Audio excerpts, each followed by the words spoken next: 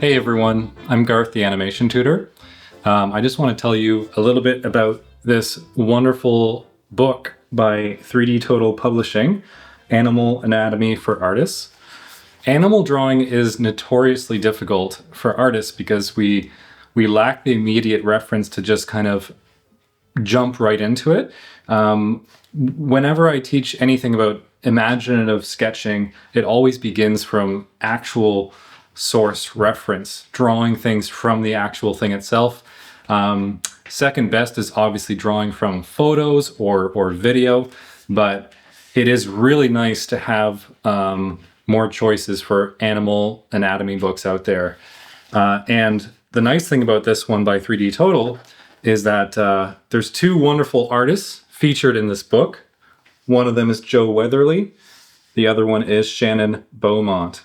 I've really enjoyed Joe Weatherly's books for a long time. I've actually got a couple here that I've used a lot, as you can see from these little sticky notes I've got stuck in them. They're wonderful books for animators in particular because he talks a lot about how to break down the various complex forms of animals in simplified ways. So he talks a lot about, and you can see this in this newest book by 3DTotal.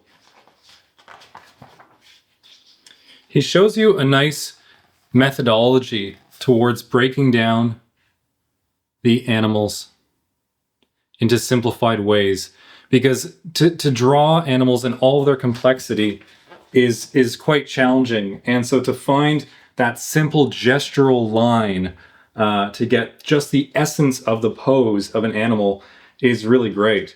And I like how the next step up from that just sort of very basic, almost like a line of action of the pose of the animal, you could say.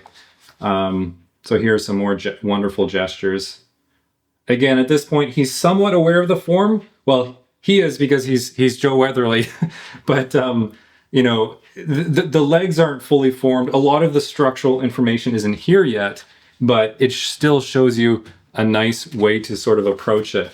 And I really like these ones where he's starting to break down the form and show you how to interpret complexity. So like drawing any complex form, it always begins with the basic shapes.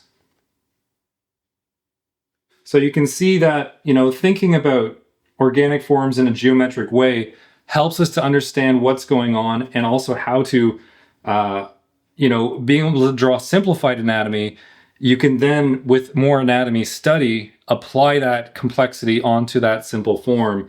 But like so much of what I teach in my drawing club, being aware of the different faces to each of the planes of those basic forms is so much of how we improve and understand the forms that we're drawing.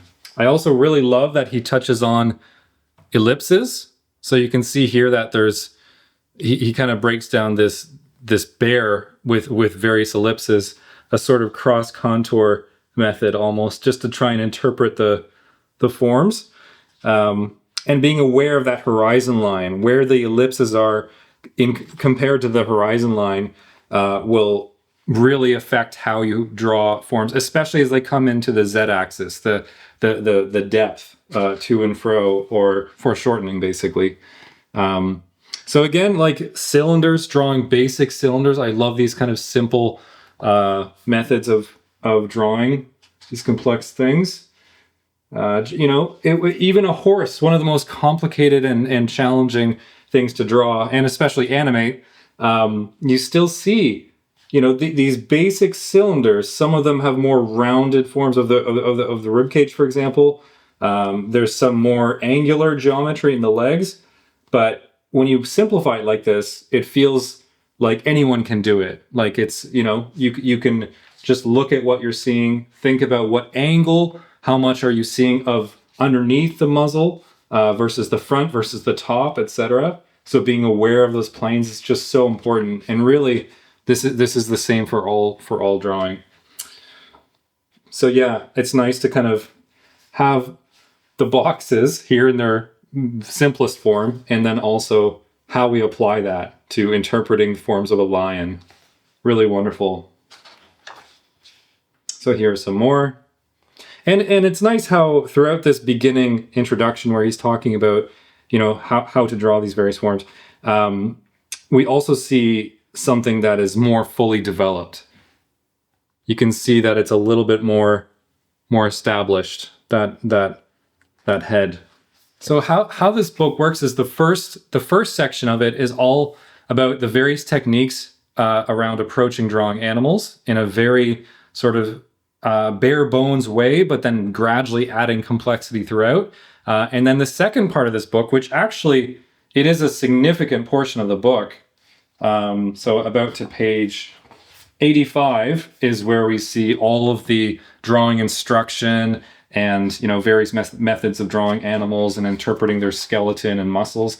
And then throughout the rest of the book, we have this visual reference library. It's incredible how many animals they've actually included in the visual reference library section of this book. There's a ton. And so how it works is they choose an animal, such as a rhino. You see the rhino in a photograph with the skeletal structure, the muscular structure, and then a sort of simplified breakdown of that, you know, the more complex form over here, how to interpret the various planes of the rhino. If you were, for example, animating it, this is where, for my animation students, this is where this is really important, because it helps so much to be able to animate animals if we know their simplified form to be able to draw. Because we can draw, once you learn how to animate and you understand timing and all the other technical aspects of animation, to be able to draw these simplified forms and move them around in three-dimensional space, it becomes much more accessible. So that's what this book is sort of trying to achieve, and I think does wonderfully. And then after that little reference page, they have a bunch of rhinos in different poses, and they do this for every animal. And it's nice too that they've chosen poses that you're likely to actually see. These aren't just, sometimes it's animals resting, but sometimes you get a front view, side view. So they try to kind of diversify the views. So Shannon's drawings throughout this second section are wonderful and very varied, actually. There's so many different kinds of animals throughout this book. So it's really widely encompassing and really helps. I'm really looking forward to trying out making some animal animations after I do a significant deep dive into studying this book. And on the topic of learning to draw animals from life and from imagination, it's especially helpful to study from a live model. But of course, many of us can't just live at the zoo or visit the zoo frequently enough. So the 3DTotal also makes these wonderful models of animals, and there's 3 different ones currently. So the one side here is the lion as we see it with the skin over top, and then the other side is broken down into anatomy. So it's really, really great. I love how they've got both options, and it's a really dynamic pose, and the detail on this is just incredible. I'm going to make a separate video showcasing the sort of intricate details of this wonderful lion sculpture.